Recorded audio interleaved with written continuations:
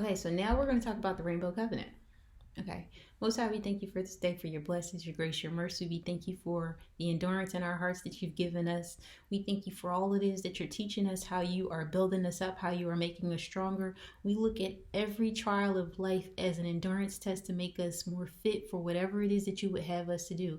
We can make it through any test and trial. Thank you for your covenants. Thank you for your word. Thank you for staying true to your promises and all that you've said that you would do concerning us. Thank you for the blessings and the abundance in our lives, even if we have it not now.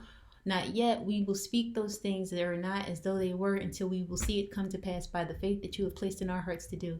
We thank you for all the works that you are performing in our life. We ask that you would put your spirit in our hearts and our minds. Anoint us by your word and your spirit. Thank you for the oil of your word. Thank you for the pouring out of the word that you've placed within me. Help us to live according to righteousness and to tie our hearts back to your word and your way. Thank you for the glory within us. Thank you for all that you're doing through us. We ask you forgive us of our sins and transgressions and all that we've done that's displeased you. All this we ask and command it to be so by the authority within us by your Son, the Lamb. Hallelujah, so it shall be. All right, we're going to talk about the Rainbow Covenant. Okay, so before we actually look at what the Rainbow Covenant is, we're actually going to look at what's a rainbow. Okay, so rainbow is a bow or an arch of a circle, consisting of all of the colors formed by refraction and reflection of rays of light from drops of rain or vapor appearing in the part of the hemisphere opposite to the sun. When the sun is at the horizon, the rainbow is a semicircle. The rainbow is also called iris. And then it also talks about different types of bows below it, like the moon has a bow, the sun has a bow, and so on and so forth. However, here's the interesting part. If you ever had a hose and you spray it in the air, sometimes you can see a rainbow inside of the water. And usually, like it has the rain droplets here, it's usually some type of water associated with the bow. And we know that it bows because if you ever see like the experiments with the refraction of light of light inside of a prism, it will go straight. But when we see it in the sky, it bows and it arches because it's going along the curve of the firmament of the dome that's above us, or else it would just go in a straight line.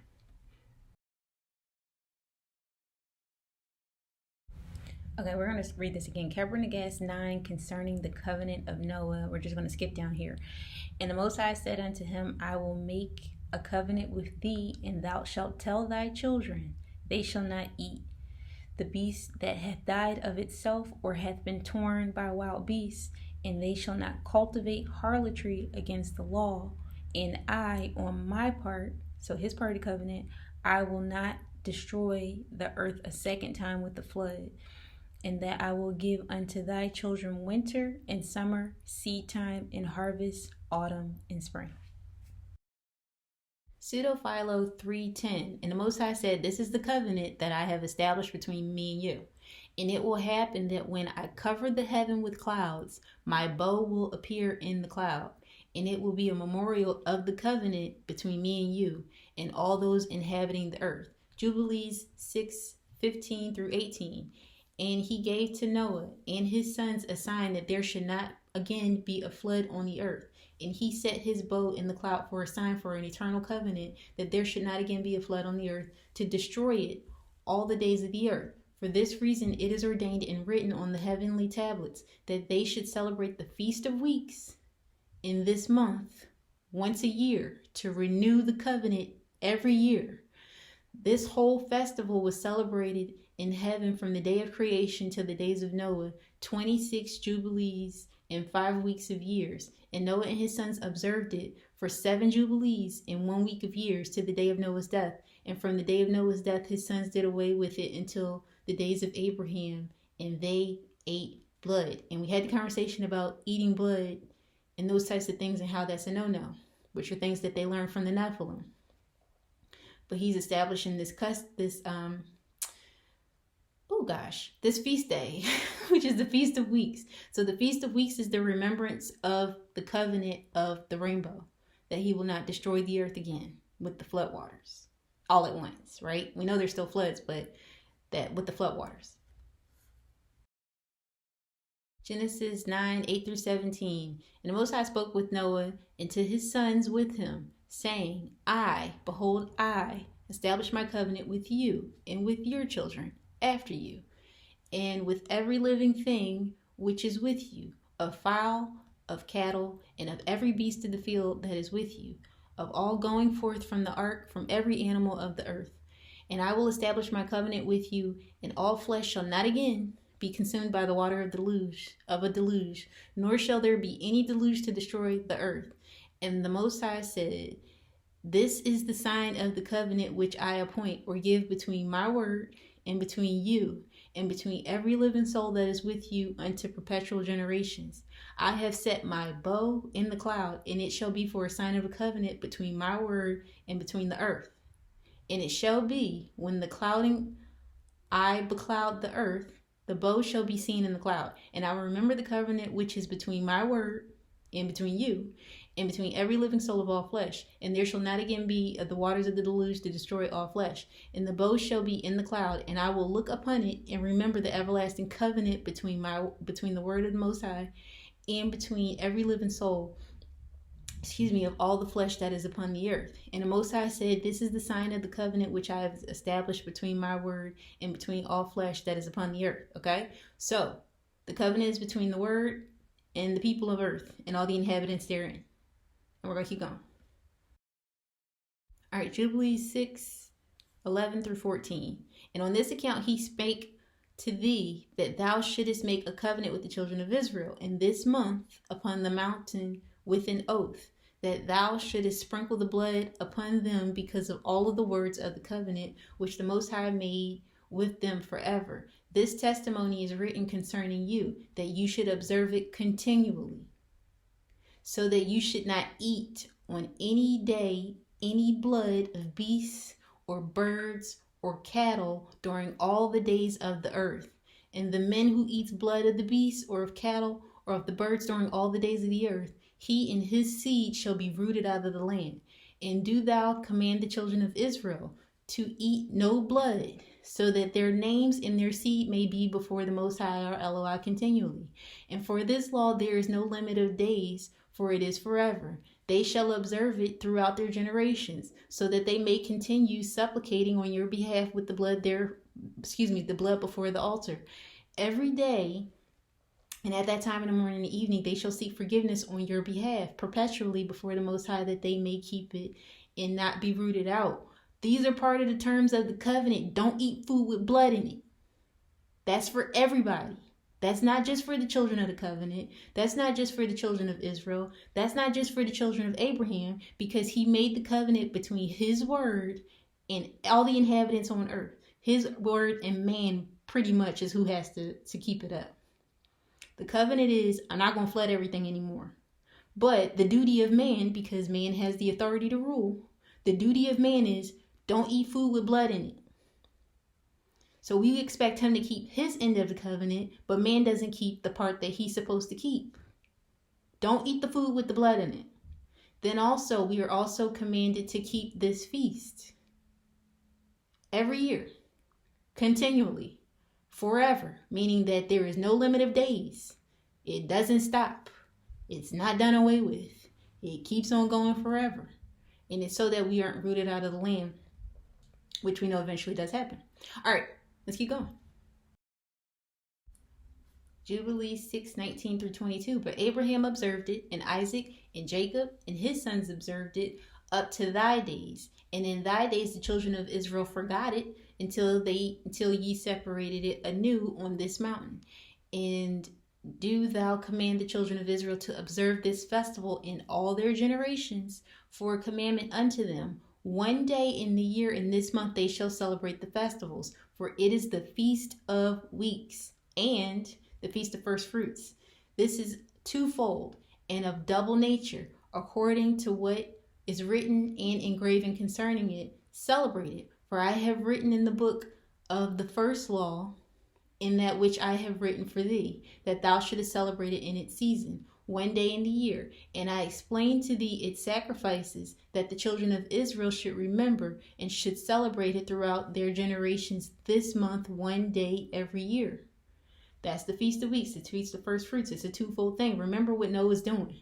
Noah is offering sacrifices, but he's also harvesting his first fruits to offer it up.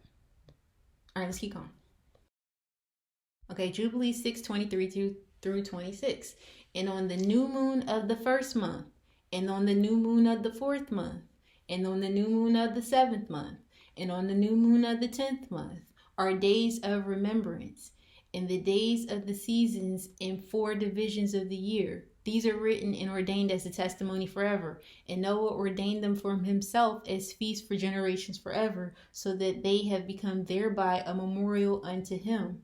And on the new moon of the first month he was bidden to make for himself an ark. And on that day the earth became dry and opened up the ark. He opened the ark, and the earth he saw. And on the new moon of the fourth month, the mouths of the depths of the abyss were closed. And on the new moon of the 7th month, the mouths of the abyss of the earth were open, and the waters began to descend in them. All of these are roughly, I would say, solstices and equinoxes, because it goes 1, then you have 2, 3, then it goes 4, then you have 5, 6, then it goes 7, then you got 8, 9, and then 10. These are all solstices and equinoxes. If you split them up, they separate in 3-month increments. It goes 1, 4, 7, 10. Okay? And he counted them as feasts for themselves. And remember, we were talking about in the Melchizedek part about Adam having the 4 stars. All of it is connected. It's just we've gotten away from a lot of things. But here we go. All right, let's keep going. Jubilee 6:27 through 31. And on the new moon of the 10th month, the tops of the mountains were seen, and Noah was glad. And on this account he ordained them for himself as feasts and a memorial forever, that thus they are ordained. And they placed them on the heavenly tablets. Each had 13 weeks. From one to another passed their memorial, from the first to the second, and from the second to the third, and from the third to the fourth. All the days of the commandments will be 250 weeks of days, and these will make an entire year complete. Thus it is engraven and ordained on the heavenly tablets, that there is no neglecting of this commandment for a single year, from one to another. So each season is separated by 13 weeks. Feast of Weeks. It's separated by 13 weeks. Then behind that, he's telling you that a year is 2 and 50 weeks of days. There are 52 weeks in a year. And if you divide 52 by 4, you'll get 13. So he's saying, like, this is how it goes from one to the next. It goes weeks, weeks, weeks, weeks. 13 weeks, there was another one. 13 weeks, there was another season. 13 weeks, there's another season. Okay? All right, Pseudophilo 3:10. But when the years are appointed for the world have been fulfilled, then the light will cease. Light will cease and darkness will fade away. And I will bring the dead to life and raise those up who are sleeping from the earth. And hell will pay back its debt. And the place of perdition will return its deposits, so that I may render each according to his works and according to the fruits of his own devices, until I judge between the soul and flesh. The soul is pretty much your conscience, your intent, according to the moral standard and how you operated it. Okay?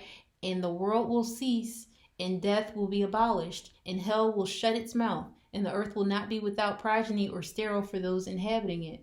And no one who has been pardoned by me will be tainted. And there will be another earth and another heaven, an everlasting dwelling place. Because remember, heaven and earth have both been tainted by the same bad actors.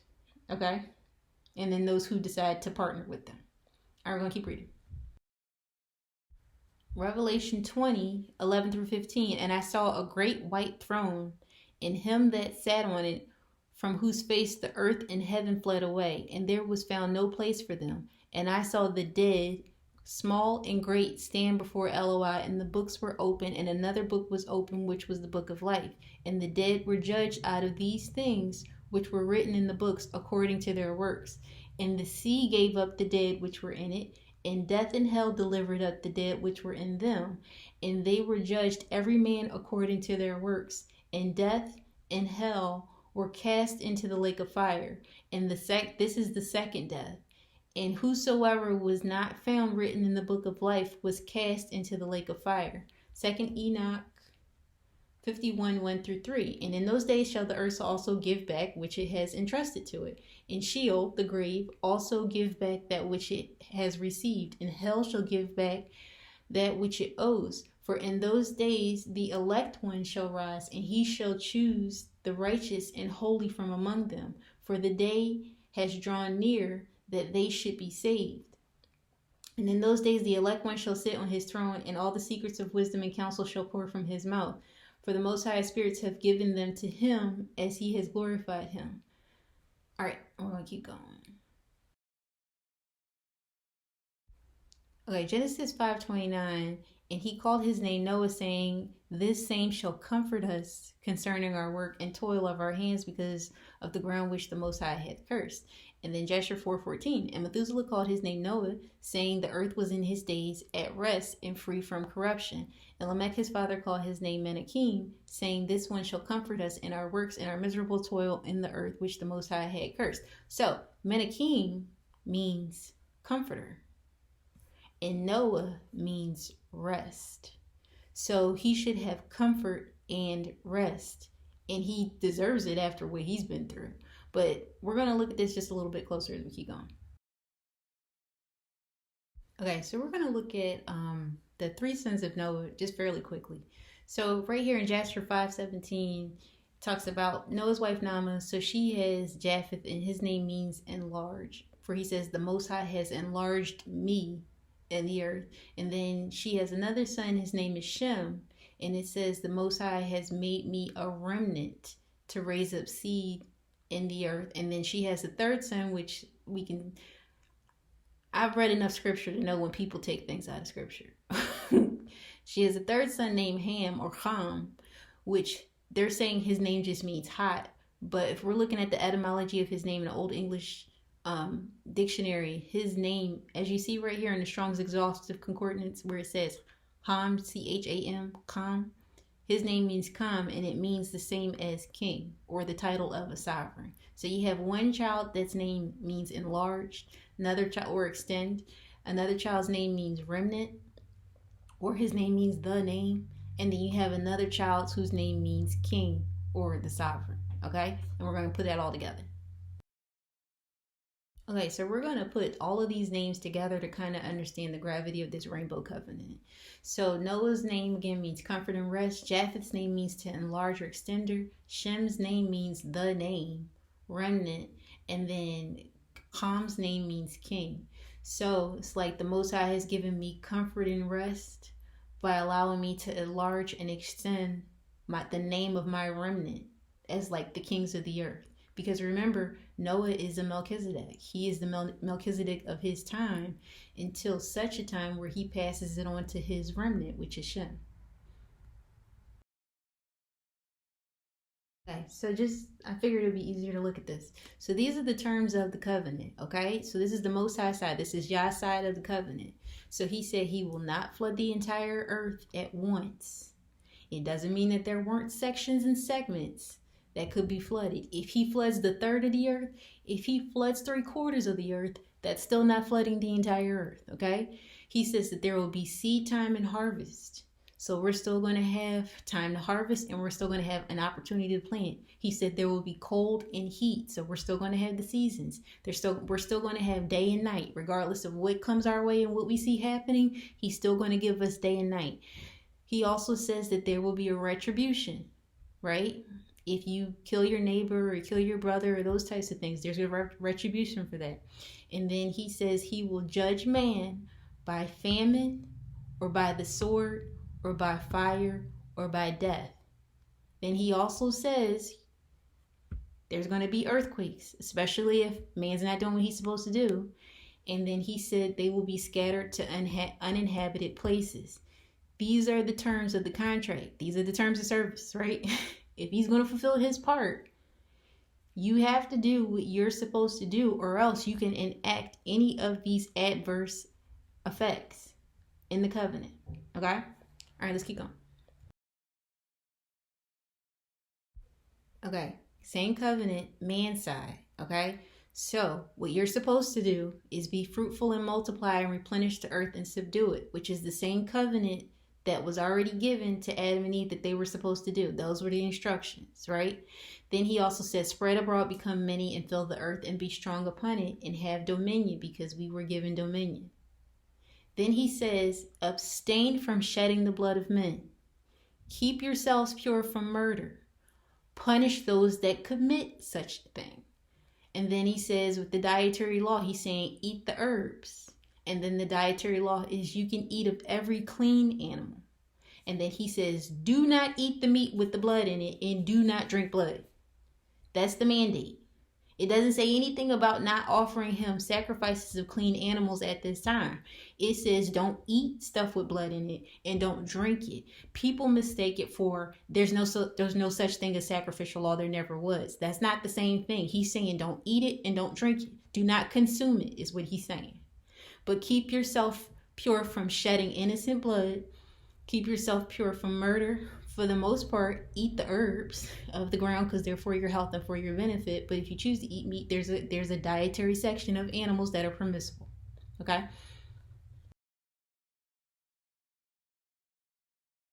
All right, man's part continued. Do not eat the beast that have died of itself. Do not eat the beast that has been torn by wild animals. And thou shalt not cultivate harlotry against the law. These aren't the only laws that were listed. A lot of things have been hidden, but as we go, we'll see that they knew like pretty much the law of Moses, other than, like the circumcision law and all those types of things were pretty much what everybody had. But don't eat an animal that you found on the side of the road. If it just up and died, you don't eat that. If another animal attacked it, don't eat that. That's not for you. You're supposed to, if you're gonna eat a clean beast, you're supposed to hunt it, or it needs to be killed by, man's means. It can't be something that nature has taken over. Don't eat that. And then do not cultivate harlotry against the law. Do not serve idols, Don't serve items either. Do not serve idols. Do not do fornication. Do not attach yourself to other entities that you need not be attached to. Do not cultivate or create harlotries against the law.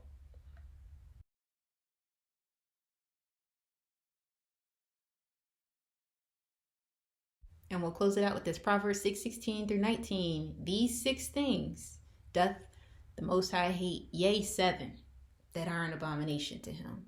A proud look, a lying tongue, and hands that shed innocent blood, an heart that deviseth wicked imaginations, feet that be swift running to mischief, a false witness that speaketh lies, and he that soweth discord among brethren.